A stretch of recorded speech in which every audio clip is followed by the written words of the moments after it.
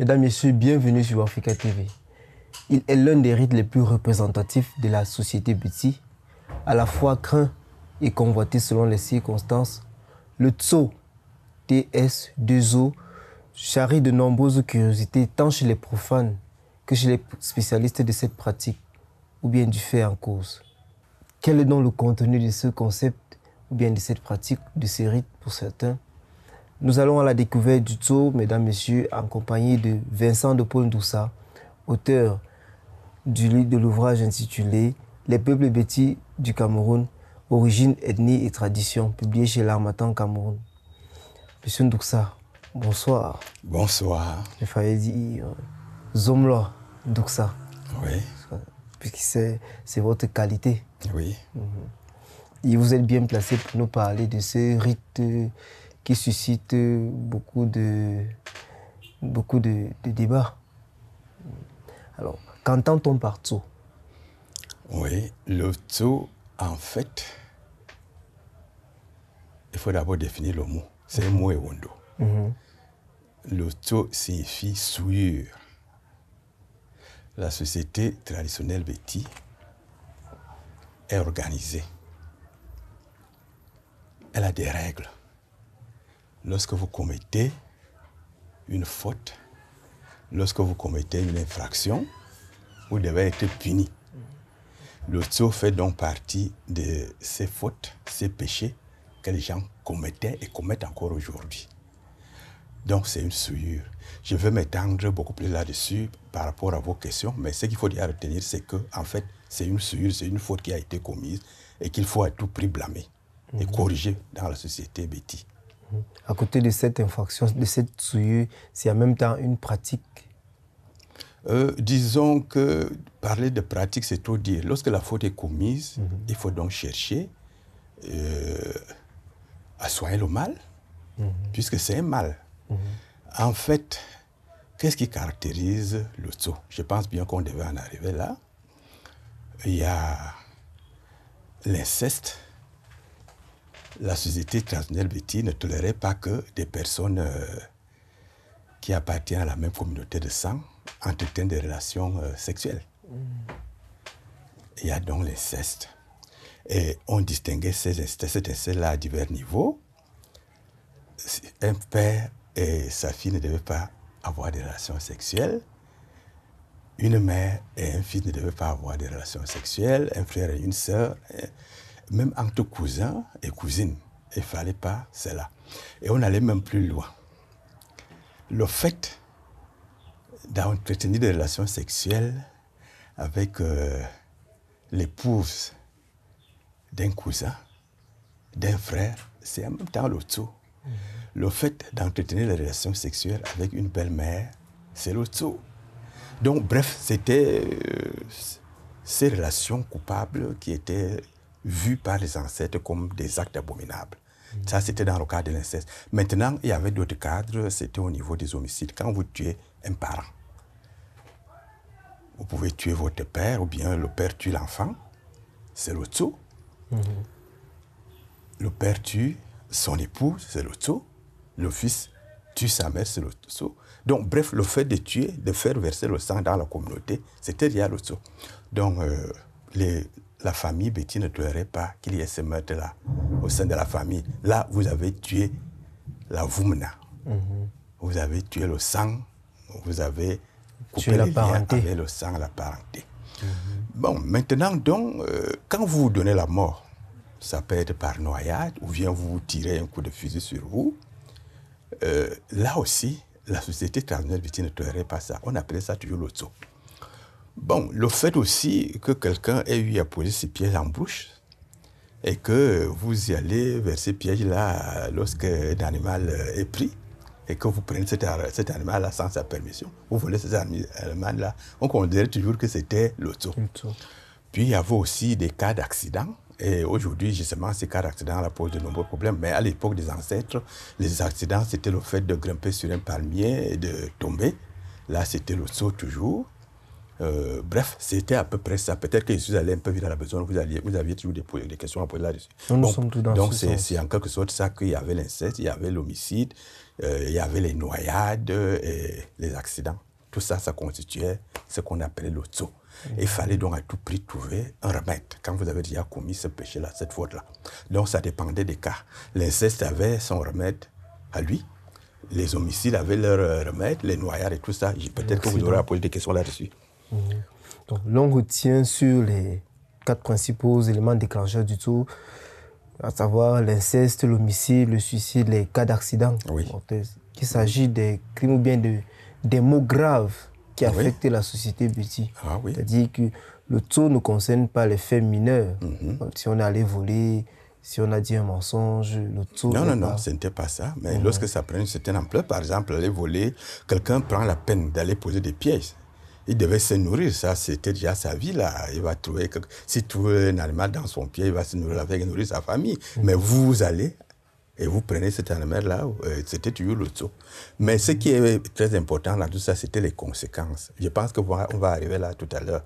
Mais ce qu'il faut déjà retenir, c'est que voilà, des différents cas à travers lesquels on parle de taux chez les petits, quand vous commettez ces cas-là. Alors, dès qu'on a identifié ces cas, on reste maintenant à les écarter pour qu'ils n'apparaissent plus. Comment se déroule donc l'acte de tuer le taux? Voilà, justement, c'est très important. On va commencer par l'inceste. Qu'est-ce que nos ancêtres faisaient à l'époque pour que l'acte soit effectivement banni de la société? À rappeler pour nos téléspectateurs, comme vous le disiez tout à l'heure, que chaque cas a un type une thérapie. Une thérapie particulière. Une thérapie, pardon. Oui, effectivement.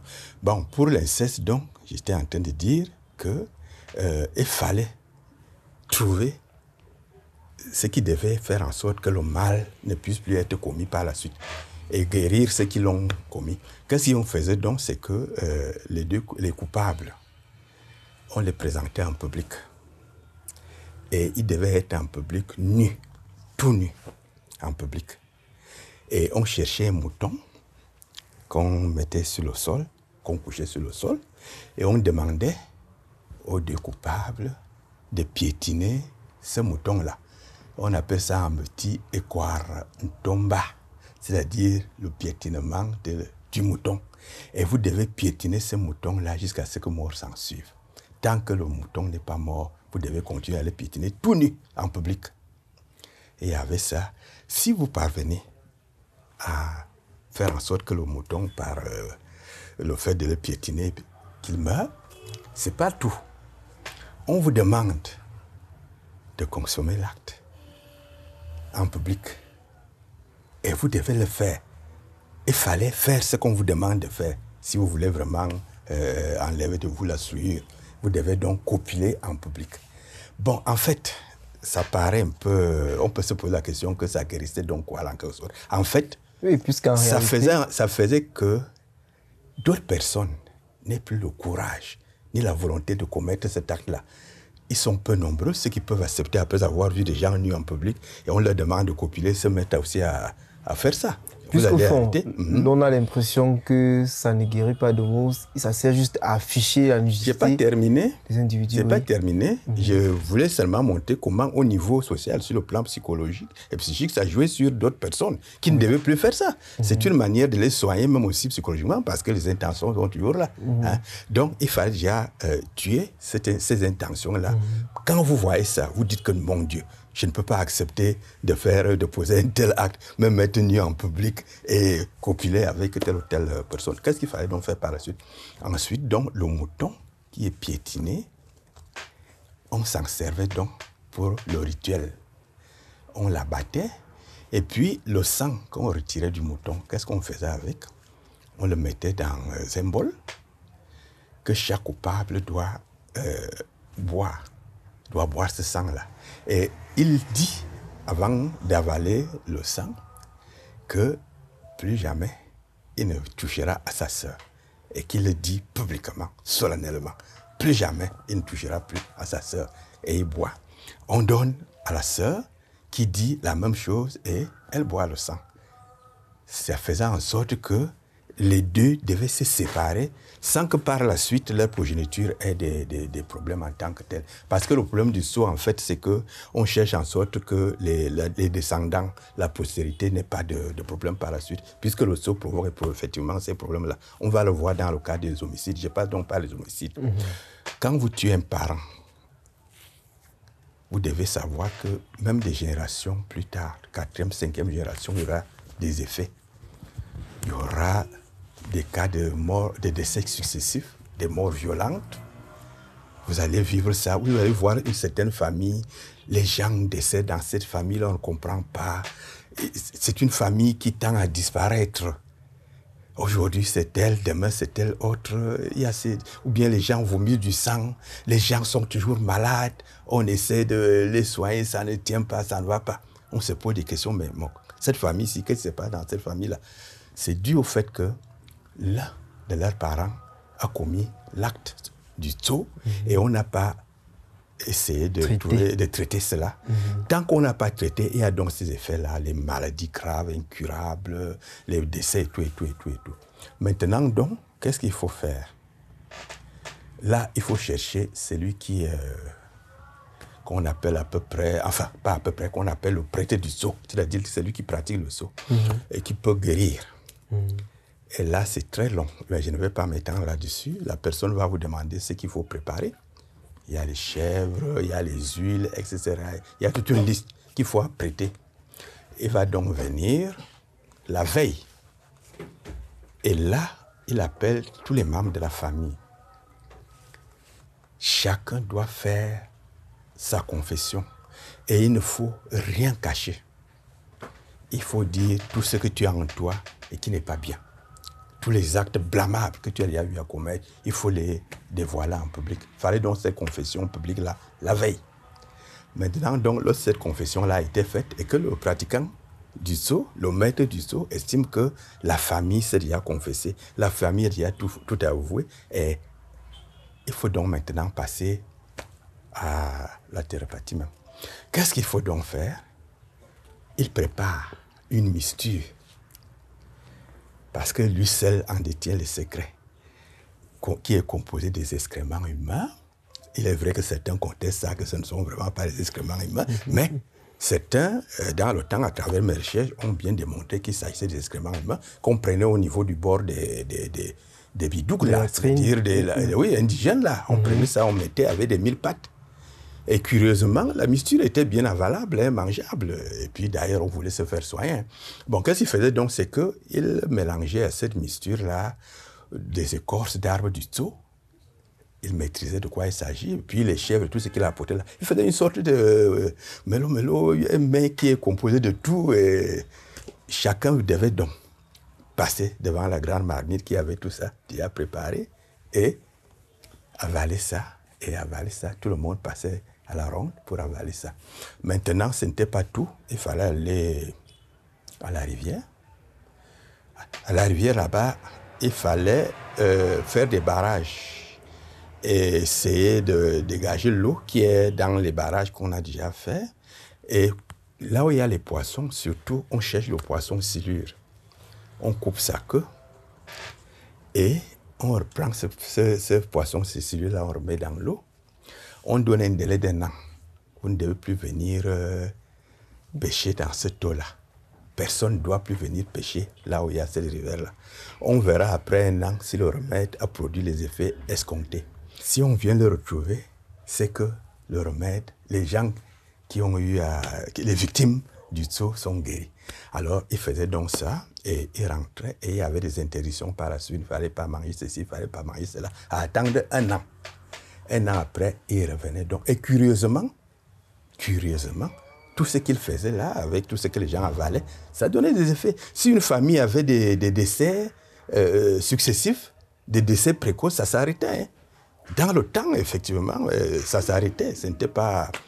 Aujourd'hui, on n'y croit pas. Bon, il y a ces choses-là. C'était effectivement constaté. Ah oui, c'était constaté. S'il y avait ces problèmes-là, une fois qu'on avait déjà donné la mixture là, et que les gens l'avaient déjà prise, ça s'arrêtait. Il n'y avait plus les décès successifs, les décès précoces là. Peut-être une question.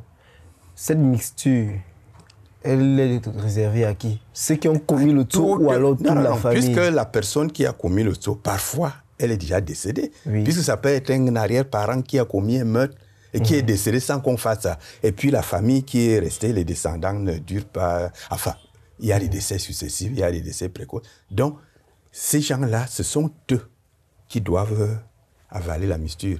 Même les gens qui sont à côté doivent venir avaler cette mixture-là. Ça peut toujours les aider. Oui. Même les passants, là où le pratiquant est déjà là assis avec sa marmite, même les passants, quand vous vous dites que dans ma famille aussi, il peut y avoir vraiment des malheurs, il faut que j'aille avaler ça. Vous allez et il vous fait avaler ça. Mais je dis que curieusement, même les gens qui avaient une sorte de tuberculose chronique, là, les vomissements de sang, ça s'arrêtait. Et les décès s'arrêtaient. Il n'y avait plus tout ça. Bon, là, c'était déjà donc le traitement du sceau pour les cas d'homicide. Maintenant, pour les cas de noyade dont nous avions parlé là. D'abord, lorsqu'une personne se noie volontairement ou bien se pend, les parents, à l'époque, n'admettaient pas cela. Il ne fallait pas se donner la mort. Une fois que vous le faites, c'est que vous avez déjà versé le sang. Et ce n'était pas bon. Qu'est-ce qu'il fallait faire? D'abord, il fallait vous enterrer rapidement. Si c'était dans un cours d'eau et que vous allez vous jeter là par un effet de colère et tout, si on parvient à repêcher le corps, on l'enterre même à côté du ruisseau. Si vous vous êtes tiré un coup de feu sur vous, on ne garde pas ces corps-là. Et maintenant, au niveau des familles, qu'est-ce qu'il fallait faire? Là, on ne passait pas par les mixtures. On faisait en fait ce qu'on appelle les saumignois.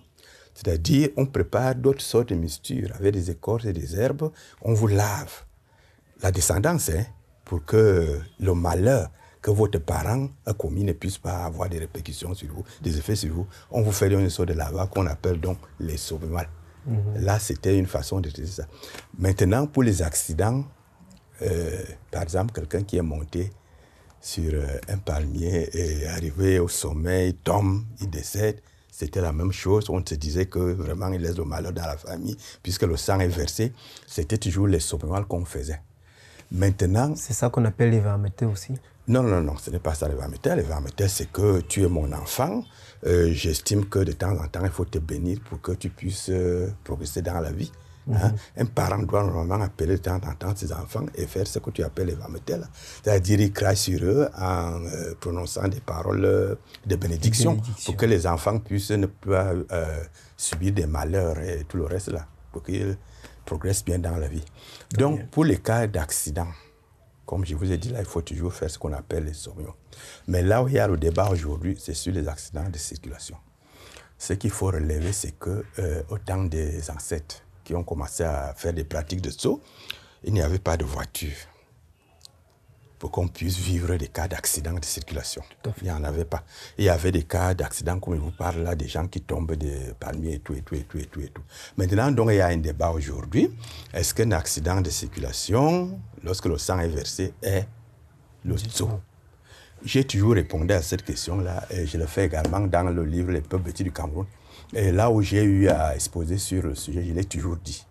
Ça peut être le saut comme ça peut ne pas l'être. Et les gens ont toujours ri, me posent la question, mais comment ça peut ne pas être? Je m'explique. Ça peut être le saut si, à une époque lointaine, le parent a commis le saut, l'acte blâmable, qui est condamné et qui est considéré comme le saut, sans qu'on puisse pratiquer le saut pour guérir les descendants. Tant qu'on ne l'a pas fait, il peut arriver que ces descendants-là, comme je vous ai parlé des morts successifs et des morts précoces, là, il peut arriver des accidents. Là, c'est dû au fait qu'un parent a commis un acte à une époque reculée et on n'a pas fait le saut. Là, ça a des accidents. Il y a des accidents de circulation et tout ce qui peut arriver aux individus. Maintenant, s'il n'y a pas eu ça, c'est pour ça que quand il y a un accident de circulation, il faut d'abord étudier le cas. Est-ce qu'à une époque lointaine, l'un des parents a eu à commettre un acte blâmable, considéré comme le saut, et on n'a pas fait le rite? Et ça se répercute aujourd'hui, et ça a des effets. Est-ce que si on trouve qu'il n'y a jamais rien eu de tel, l'accident, c'est un événement imprévisible. Ça peut arriver à chacun. On ne peut pas seulement dire que c'est le saut. Dans ce cas-là, ce n'est pas le saut. Pour qu'un accident de circulation soit considéré comme le saut, il faut à tout prix qu'on puisse analyser le cas et qu'on trouve que qu'à une époque lointaine, un arrière-grand-parent a dû commettre un acte de tso, soit du côté paternel, soit du côté maternel, pour qu'on puisse donc dire que c'est le tso qui a ces effets-là à la descendance qui est là. L'acte qui n'a pas été réparé après. Ah oui, ah oui. Quelle est la symbolique du mouton ou bien de la chèvre? Chez les petits. Chez les petits, pourquoi ne pas choisir le bœuf ou bien le porc? C'est une question qui a toujours été posée. Elle est très délicate. Une réponse qu'on puisse donner à cette question-là va toujours susciter des débats parce que ça rentre dans le cadre des mystères, dans la tradition béti. À l'époque des ancêtres, ils vivaient proches des animaux sauvages et des animaux domestiques, et savaient que tel ou tel animal peut avoir tel ou tel effet. C'est la même chose chez les autres tribus du Cameroun. Hein. Ils savent que tel ou tel animal a telle ou telle force sur le plan mystique. Donc les parents, à l'époque, ont eu à constater que le mouton ou la chèvre avait des pouvoirs mystiques. Particuliers. Donc, eux, ils savent pourquoi ils l'ont choisi. En sorte donc que la chèvre ou le mouton sont devenus des animaux qui utilisaient avec divers rites. Que ce soit au moment des mariages, ou au moment des bénédictions, au moment où quelqu'un a commis une faute et qu'on veut réparer la faute. Donc c'est en quelque sorte ça. Je ne peux pas m'étendre là-dessus, mais ce que vous devez savoir, c'est que ça n'a pas été un effet du hasard. C'est que avant, les gens communiquaient avec la nature, avec le monde végétal, le monde animal, et maîtrisaient bien, et savaient que telle ou telle herbe avait telle ou telle propriété, tel ou tel animal avait telle ou telle propriété par rapport à tel ou tel autre. Donc, c'est ce que je peux vous dire dans ce sens-là. Alors, y a-t-il une identité d'éléments rapportés lorsqu'on veut lancer le rite de destruction du tso? Vous avez dit tout à l'heure, on a parlé du sel, on a oui, parlé je vous ai dit que la liste est très longue, effectivement. Il y avait les chèvres, il y avait les paniers, il y avait beaucoup de choses que le pratiquant demandait. Pour ça, je vous ai dit que la liste est très longue. Je l'ai dressée au niveau des peuples petits là. Elle est très longue. Il fallait avoir ça pour qu'ils viennent trouver ça sur place. Lui aussi apportait ses écorces et la marmite, parce qu'il y a la marmite du tso. Donc on se réfère, pas n'importe quelle marmite. Hein. On se réfère à la liste du prêtre, le prêtre du tso. Oui. On se réfère à cette liste-là, effectivement. Alors, qui participe au tso? Quels sont les acteurs en dehors du prêtre? Ce qui est déjà là, c'est que la première personne, enfin les victimes, sont les personnes les plus indiquées déjà qui doivent être là. Puis alors, ils sont devant le maître du tso. C'est le maître du tso qui dirige le tso. C'est le maître du tso qui vous amène à faire ceci ou cela, en commençant par la confession. Et là, il est très rigoureux. Si les gens n'ont pas fait la confession normalement, ça ne va pas donner. C'est pour ça qu'il vous dit qu'après un an, lorsqu'il faut aller revoir si le poisson est dans l'eau, parce qu'après un an, il doit revenir. Il faut aller là où il y a la rivière. On enlève l'eau, on dégage l'eau, puis si on retrouve le poisson silure, c'est que le remède est vraiment... Il a porté. Oui, effectivement. Si on ne le trouve pas là, ça ne va pas. Vivant ou décédé? Vivant. On retrouve ça vivant. Effectivement. On a le maître du tso, les victimes. Et on invite même tout le village. Ils doivent venir assister. C'est une cérémonie publique. Ah oui, c'est une cérémonie publique. Il faut dire tout ce qu'on a fait. Même si on l'a fait en cachette, on doit venir dévoiler tout publiquement. Et il n'y a pas à s'amuser là-dessus, parce que si vous ne dévoilez pas vos secrets, ça ne va pas donner. Il faut tout dire, il faut dévoiler tout ce qu'on a dans le cœur. Si on a eu aussi à commettre un certain nombre d'actes blâmables, il faut les dénoncer, il faut parler, il faut avouer que j'ai fait la confession. Il fallait cette confession-là. Quelles sont les conséquences du tso?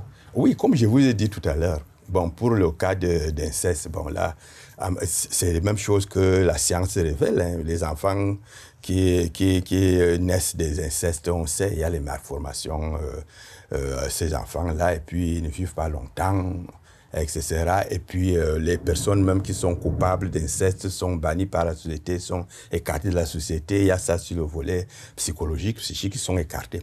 Maintenant, pour l'homicide, les conséquences sont ce que je vous ai dit là. Les descendants de la personne qui a eu à commettre l'homicide. Ces descendants subissent des situations vraiment très délicates. Là. Il y a des morts, des décès successifs, des décès précoces, des vomissements de sang. Oui, effectivement, ils ne prospèrent pas. Et la famille, la perpétuation de la famille est même limitée. Bien que les gens se disent, mais cette famille-ci, est-ce que vraiment elle va durer dans le temps, vous voyez? Donc il y a toutes ces conséquences-là qu'il faut être priorité par là. Avant dernière question, il y a un rite appelé, qu'on appelait le sceau. Ah, justement, on allait oublier. Oui, parce qu'il semble qu'il a été banni par les Allemands. Oui, et avant d'en arriver là, même le sceau n'est plus pratiqué aujourd'hui dans sa globalité. Pourquoi? Parce que en ce qui concerne les cestes, vous savez bien qu'aujourd'hui, on ne peut plus s'amuser à laisser les gens nus en public ou copuler en public. Ça, c'est le travail et la pudeur. Donc, ça a déjà disparu. Il n'y a plus ça aujourd'hui. Ça a été arrêté. Lorsqu'il y a inceste, les gens préfèrent aller dénoncer au niveau du procureur ou alors écarter ces gens de la société et les maudire. Et non plus aller les présenter devant la foule nue. Maintenant, pour les cas d'homicide et tout, ça se pratique encore. Et on n'a pas eu le temps d'en parler. Il y a les prêtres qui disent aujourd'hui aussi qu'ils sont les maîtres pour la pratique, mais je ne nie pas qu'ils puissent apporter quelque chose parce que, en fait, la thérapie est en même temps psychologique et physique. On peut jouer aussi psychologiquement sur l'individu et ça soigne quelque part. Donc, les conséquences au niveau des homicides, c'est comme je vous dis là, que votre descendance ne sera pas viable. Il y aura des morts, des décès successifs, des décès précoces, des cas de maladie, etc., etc. Rien ne va dans la famille. C'est ça les conséquences du sceau. Maintenant, pour le sceau dont vous parlez, le sceau est une formation. C'est-à-dire, à l'époque, il y avait des guerres tribales. Il fallait préparer les jeunes à cela. Et à l'époque, il fallait qu'on sache que tel ou tel individu était déjà devenu homme à travers un certain nombre de situations qu'il fallait qu'il traverse. Alors, qu'est-ce qui se faisait? C'est qu'on prenait des jeunes à un certain âge, on les amenait en brousse, au fond de la brousse, et là-bas, ils suivissaient, comme je l'ai dit tout à l'heure, une formation qui ne diffère en rien de la formation militaire. Vous devez marcher là où il y a des épines, sans crier. Vous devez vous laisser piquer par les abeilles, sans crier. Les fourmis, vous devez... Enfin, on vous fait subir des actes difficiles à supporter. C'était pour que vous soyez aguerris, que vous ayez cette force de caractère, que vous soyez bien formés physiquement et psychologiquement. Donc, bref, le sceau, c'était la formation militaire que les parents faisaient ça avant. Maintenant, donc, il y avait certains qui mouraient dans le sceau là-bas et d'autres qui réussissaient. Et quand ils réussissaient, c'était les pangos. Quand on sortait donc de là-bas, c'était une grande fête au village. On reconnaissait donc là que voilà quelqu'un qui devrait être un grand guerrier. Voilà quelqu'un qui peut déjà avoir une femme et supporter ceci, supporter cela. Donc, le différent entre les deux, c'est que le sceau n'a rien à voir avec une souillure. C'était plutôt une sorte de formation des jeunes pour qu'ils deviennent de bons guerriers, pour qu'ils deviennent des personnes acquéries dans la société, des personnes qui peuvent supporter tout. Et toutes les douleurs, toutes sortes de douleurs. C'était à peu près ça. Quelles sont les aptitudes, bien les attitudes que doit avoir le prêtre du sceau? Il doit d'abord être initié. Initié. Parce qu'on ne se lève pas un beau matin pour être prêtre du sceau. Il faut avoir appris ça, il faut avoir suivi une formation aussi d'un ancêtre, de quelqu'un d'autre, d'un parent qui faisait ça. Et parfois, c'est dans une famille bien précise, c'est héréditaire. Le père décède, il laisse son fils continuer à faire ça, puisqu'il lui montre comment il faudra faire. Le fils décède, il laisse aussi à l'autre, etc. Donc, c'est comme ça. Il fallait être initié. Et je crois que vous n'allez pas me poser la question sur l'initiation. L'initiation est mystique. Les gens... Parce que j'en venais justement. Et ça va avant, comment ils procédaient. Quelqu'un peut avoir même 5 enfants, il estime que parmi les 5, un est plutôt mieux apte plutôt pour pouvoir faire cela. Il le sait à travers un certain nombre d'actes. Il observe l'enfant et il voit que bon voilà, celui-là il peut vraiment continuer à faire ce qu'il fait là. Et il le prend, il l'initie, il lui montre comment il faut faire et c'est comme ça. Et sur l'actualité du taux, justement par rapport à vos réponses tout à l'heure, est-ce que le fait de limiter cette initiation à l'aspect mystique que l'on ne voit toujours pas, dont on parle peu, n'est pas aussi un frein à la stabilité du rythme même du tout? Bon, disons que effectivement, c'est pour ça qu'il faudrait que les jeunes d'abord acceptent d'approcher les anciens pour qu'ils leur laissent cette sagesse, ces mystères qu'ils ont là. Ils ont peur d'être tués. Il y a aussi ça, c'est que les jeunes disent que les anciens sont des sorciers et ne les approchent pas. Et les anciens ne peuvent pas aller prendre tel ou tel jeune n'importe comment pour lui dire, bon, viens, je t'apprends à faire ceci, cela. Et avec le contexte que nous vivons aujourd'hui, qui est dominé par la science, la technologie, les gens tendent à se dire, mais bon Dieu, tous ces rires-là, ça sert à quoi? D'abord, l'auto, qu'est-ce qu'on a raconté aux gens sur la misture? Qu'est-ce que j'ai à aller prendre une misture? J'ai fait quoi avec ça? Ça va me donner des maladies plutôt, puisque je suis en train d'avaler des microbes. Donc, en réalité, s'il y a même frein en tant que tel, on ne peut pas jeter le tort sur les anciens qui partent. Il faut aussi jeter le tort sur les jeunes qui aujourd'hui n'acceptent plus parce que le vieux peut te donner ça. Mais quand il te donne, il te fait lui-même boire ça. Il faut que tu sois capable. Tu ne vas pas te mettre à donner cette mission-là aux gens sans que toi-même tu goûtes. Et quel jeune aujourd'hui, vous allez accepter aujourd'hui de boire cette mixture composée de tout ça. Bon, bref, c'est un peu cela. Ça reste dans le cadre des mystères. Pourquoi? Parce que la tradition africaine aussi est beaucoup liée à ces mystères-là, qu'il faudrait peut-être un jour ramener dans le vécu réel. Mais la plupart des choses sont faites dans le monde spirituel, dans le monde des mystères par les tribus africaines. Pour qu'elles sortent ça du monde réel, c'est là où il y a tout un problème. Comment il faut le faire là, c'est un autre débat. Pour finir, on dit souvent que tout est parti de l'Égypte. Est-ce que cette pratique, surtout avec la migration du peuple Béti, a une sensibilité ou bien une origine aussi égyptienne? C'est possible. C'est possible puisque Béti Benanga, par exemple, comme on dit le Béti, il a été en Égypte, il s'est formé là-bas. On sait qu'à l'époque, l'Égypte avait des écoles de mystère. Et quand on dit aux gens quand on nous apprend que l'Égypte avait des écoles de mystère, on ne nous a jamais dit de quel mystère il s'agissait dans tous les cas. Il pouvait aussi avoir des mystères de ce genre-là où les gens ont commis des actes blâmables et qu'il faut les corriger, puisque l'Égypte, à l'époque, n'avait pas que des Égyptiens. Les Bétis étaient là-bas et d'autres tribus qui sont partis de là-bas pour aller dans des autres pays au niveau de l'Afrique. Donc, ce qui est évident, c'est que c'est un autre débat. On a souvent dit que l'Égyptien, c'est le noir. Hein? Tout à fait. L'Égyptien, c'est le noir. Donc, c'est possible que ces histoires-là, enfin, pas histoires, ces affaires-là, qu'on ait vu ça d'abord au niveau de l'Égypte, et puis on est descendu avec ça jusqu'à un certain niveau. Mais le problème aujourd'hui, c'est que ça ne doit pas disparaître. Il faudrait des efforts. C'est pour ça que nous qui faisons des recherches, nous faisons tout pour que ces rites-là ne disparaissent pas, que ces rituels-là ne disparaissent pas. Même si ça peut prendre une autre coloration, on peut trouver d'autres choses à faire. C'est-à-dire, au lieu de donner les mixtures et le reste, on peut trouver autre chose, toujours dans le cadre traditionnel, pour qu'il n'y ait plus ça. Vous comprenez? Donc, il y a ça aujourd'hui que nous essayons de faire. Et c'est sur cette parole pleine de sagesse, précédée d'une proposition de sujet de recherche, que nous achevons cet entretien. Merci, M. Ndouksa. Et nous rappelons pour nos téléspectateurs le titre de l'ouvrage où ils pourront trouver des renseignements utiles. Les peuples Béti du Cameroun, origine, ethnie et tradition, avec une préface de Jacques de Breur Koukam, publié chez l'Harmattan Cameroun. À très bientôt sur Africa TV.